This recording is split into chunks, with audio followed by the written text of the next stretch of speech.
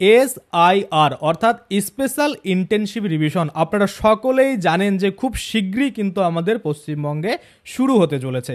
এবার আপনারা অনেকেই ভাবছেন যে SIR যদি শুরু হয় তো সেক্ষেত্রে কবে থেকে শুরু হবে SIR এবং বিএলওদের কাজ কি থাকবে, আমরা যদি দেখি ভোটারদের কি কি করণীয় বা আমরা যে সাধারণ মানুষ রয়েছি আমরা কি করব বা কোন কোন ডকুমেন্টস রেডি রাখবো। দেখুন কোন কোন কাগজ আপনারা দেখাতে হবে, পরিযায়ী শ্রমিকরা কীভাবে করবেন, যারা মনে করুন কাজের সূত্রে দিল্লি মুম্বাই বাইরে রয়েছেন সেক্ষেত্রে আপনারা কিভাবে করবেন, বিএলও বাড়িতে না আসলে করণীয় কি, অর্থাৎ বিএলও যে অফিসার সেটা যদি বাড়িতে না আসে আপনাদের সেক্ষেত্রে আপনাদের কি করতে হবে, কোন ভুলে আপনি বাদ পড়বেন SIR থেকে, সমস্ত কিছু কিন্তু আজকে আমরা ডিটেলসে দেখে নেব।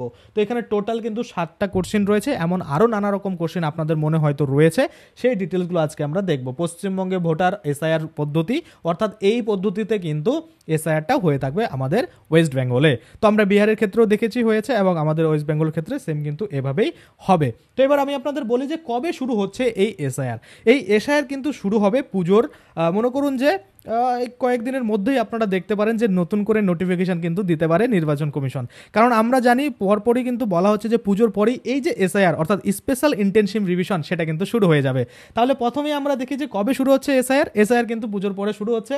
এবার বিএলওদের কাজ কি থাকবে সেটা যদি আমরা দেখি, দেখুন বিএলওদের কাজ হচ্ছে এই যে প্রি প্রিন্টেড ফর্মটা দেওয়া হবে বা নির্বাচন কমিশনের যে অফিসিয়াল ওয়েবসাইট রয়েছে সেখানে যে আপনার ভোটার লিস্টে নাম রয়েছে সেই যে ফর্ম বা আগে থেকে আপনাদের যে ছবি রয়েছে, আপনাদের যে নাম রয়েছে, অ্যাড্রেস রয়েছে, সেগুলো কিন্তু প্রি প্রিন্টেড একটা ফর্ম থাকবে এবং সেটার সাথে আপনাকে কিন্তু একটা নতুন ফর্ম দেওয়া হবে, সেটা কিন্তু আপনাকে ফিল আপ করতে হবে। বা আমরা এর আগে দেখেছি, আমি আপনাদের স্ক্রিনশট দেখিয়েও দিচ্ছি, যেখানে নতুন করে আপনাকে একটা কিন্তু নতুন ছবি লাগাতে হবে যেটা লাস্ট 3 মাসের মধ্যে তোলা এবং আপনার যে ডকুমেন্ট সেটার সাথে পিন আপ করে আপনাদের জমা দিতে হবে। এবার প্রি প্রিন্টেড ফর্মে কিন্তু অনেক কিছু আগে থেকেই লেখা থাকবে, অর্থাৎ আপনাদের পিসি এসি নাম্বার, অর্থাৎ আপনি কোন বুথে ভোট দেন বা আপনাদের এই নাম্বার কি রয়েছে, এসি নাম্বার কি রয়েছে, সমস্ত কিছু ডিটেলস ওখানে দেওয়া থাকবে এবং আপনাদের কিন্তু শুধু কিছু কিছু জিনিস লিখতে হবে, যেমন আপনাদের অনেক কিছু জিনিস চাওয়া হবে, ডেট অফ বার্থ, আপনার নাম, তারপরে আরও যে কী কী থাকবে সেগুলো আমরা দেখবো সেই মানে কি বলে যে ফর্মটা রয়েছে সেটাতে আমি আপনাদের দেখিয়েছিলাম, এই মুহূর্তে আমার মনে পড়ছে না।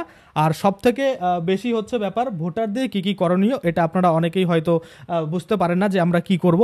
আপনাদের কোনো কিছু করণীয় নেই, আপনাদের শুধু যে প্রসেসে ভোট করা হবে মানে যে SIR করা হবে সেই প্রক্রিয়াকে আপনাদের ফলো করতে হবে। যেমন আমরা দেখেছি আমাদের কাছে যা যা ডকুমেন্টস আছে সেই ডকুমেন্টসগুলো কিন্তু আমাদের রেডি করে রাখতে হবে।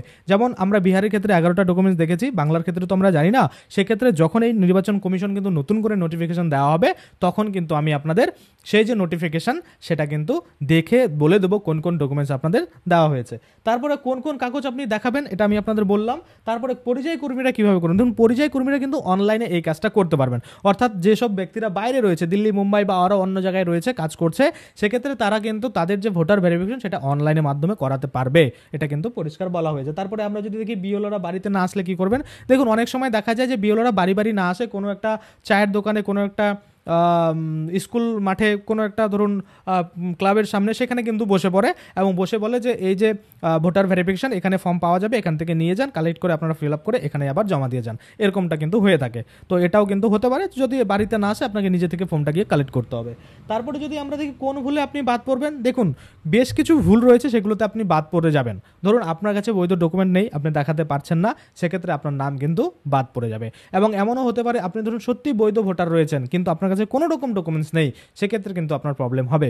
এবার একটা জিনিস সেটা হচ্ছে 2002 সালে ভোটার লিস্টটা অবশ্যই আপনারা চেক করবেন, দেখবেন যে আপনাদের কাছে 2002 সালে ভোটার লিস্টে যদি আপনার নাম থাকে, আপনার বাবা মায়ের যদি নাম থাকে বা আপনাদের দাদুদের কারো যদি নাম থাকে তাহলে কিন্তু কোনো ভয় নেই, সেই বংশ পরম্পরায় যে আপনি ভোটার বা ভারতীয় সেটা কিন্তু বা বৈধ নাগরিক বা ভোট দেওয়ার যে অধিকার আপনার রয়েছে সেটা কিন্তু আপনি প্রমাণ করতে পারবেন। আর যাদের ওই 2002 সালে ভোটার লিস্টে নাম থাকবে না তাদের ক্ষেত্রে কিন্তু ওই যে ডকুমেন্টসগুলো বলা হবে, বিহারের ক্ষেত্রে আমরা দেখছিলাম 11টা, বাংলার ক্ষেত্রে হয়তো 12টা বা 13টা দেওয়া হতে পারে, সেইটা যখন দেওয়া হবে সেই ডকুমেন্টসগুলোর মধ্যে যে কোনো একটা আপনাকে দিতে হবে, তাহলে কিন্তু আপনার ভোটার ভেরিফিকেশন হয়ে যাবে এবং পরবর্তীতে 2025 সালের যে আপডেটেড মানে ভোটার লিস্ট আসবে সেখানে কিন্তু আপনার নাম থাকবে।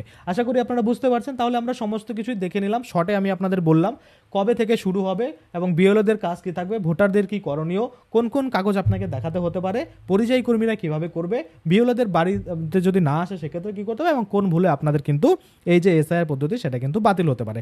শুধুমাত্র একটা ভুল বললাম, ভুল কিন্তু অনেকের দেখবেন ডেট অফ বার্থ এক এক জায়গায় একরকম লিখবে, নামের বানান ভুল লিখবে বা অন্য কিছু লিখবে, অ্যাড্রেস ভুল লিখবে, সেক্ষেত্রে আপনাদের কিন্তু সেই ভেরিফিকেশনটা নাও হতে পারে বা আপনাদের কিন্তু বাদ পড়তে পারে। সেক্ষেত্রে যেখানে যেটা লিখবেন সঠিকভাবে সুন্দরভাবে কিন্তু একই লিখবেন। অনেকেই দেখবেন সিএ এর ক্ষেত্রে আবেদন করে, সিএতে আবেদন করে ডেট অফ বার্থ মানে ডেট অফ এন্ট্রি যেটা ইন্ডিয়াতে ঢুকেছে এক জায়গায় একরকম দিচ্ছে, আরেক জায়গায় আরেক রকম দিচ্ছে, এফিডেভিট আরেক রকম দিচ্ছে, এভাবে কিন্তু গোলমাল হয়ে যাবে। মানে একই যে ব্যক্তি আলাদা আলাদা ডেটে এন্ট্রি করেছে, তো সেটা মানানসই না। তো যার জন্য আপনারা যেটা দিবেন একই রকম দিবেন। অর্থাৎ আপনার ধরুন যে নামের বানানটা রয়েছে বর্তমানে অন্যান্য কার্ডে বা অন্যান্য ডকুমেন্টসে, সেই নামটাই আপনারা ইউজ করবেন। যদি আপনি সেটা পরিবর্তন করে থাকেন তাহলে সেটার সাথে যে এফিডেভিট সেটা সাবমিট করবেন। আশা করি আপনারা বুঝতে পারছেন। যাদের 2002 সালের লিস্ট রয়েছে তাদের তো চিন্তা নেই, কিন্তু 2002 সালের বাদে যারা 1987 থেকে 2004 এবং 2004 থেকে যারা এখনও অবধি ভোটার লিস্টের নাম তুলেছেন তাদের ক্ষেত্রে কী কী ডকুমেন্ট লাগবে সেটা নিয়ে কিন্তু আমি অলরেডি ভিডিও বানিয়েছি। বা 1987 সালের আগে যাদের জন্ম হয়েছে তারা কী কী ডকুমেন্ট দেখাবেন সমস্ত কিছু নিয়ে আমার অলরেডি ভিডিও রয়েছে, আপনারা সেই ভিডিওগুলো কিন্তু দেখতে পারেন। তাহলে এই ছিল পশ্চিমবঙ্গে ভোটার এসআইআর পদ্ধতি, অর্থাৎ স্পেশাল ইন্টেনশন রিভিশনের যে পদ্ধতি সেটা কিন্তু রয়েছে। এখানে আরও একটা এক্সট্রা আমরা পয়েন্ট দেখতে পারি, সেটা পরবর্তীতে আমরা আলোচনা করব। সেটা হচ্ছে এমন হতে পারে যে একদিন আগেই আপনাদের ফর্ম দিয়ে দিল, তারপরে আপনারা সেটা ফিল আপ করে পরের দিন একটা ডেট দেওয়া হলো, সেদিন কিন্তু আপনারা জমা করতে পারেন। বা এমন হতে পারে লোকাল যে কোনো নেতামন্ত্রী রয়েছে বা প্রধান মেম্বার রয়েছে বা কাউন্সিলর রয়েছে তাদের হাতে ফর্মটা দিয়ে দেওয়া হলো এবং তারা কিন্তু ডিস্ট্রিবিউট করে দিল, কিন্তু যখন জমা নেবে তখন বিএলওরা যে আছে তারা যে কোনো এক জায়গায় মানে জমা নেওয়ার জন্য ডেট দিবে বা তারা বাড়ি বাড়ি থেকে কিন্তু কালেক্ট করে নিয়ে যেতে পারে, এমনটাও কিন্তু হতে পারে। যখনই এটা নিয়ে নোটিফিকেশন দেওয়া হবে যে বাংলার ক্ষেত্রে কোন কোন ডকুমেন্ট লাগবে সেটা নিয়ে কিন্তু আমি আপনাদের জন্য ভিডিও বানিয়ে দেবো। তো আজকের জন্য ভিডিও এখানে শেষ করছি, ধন্যবাদ।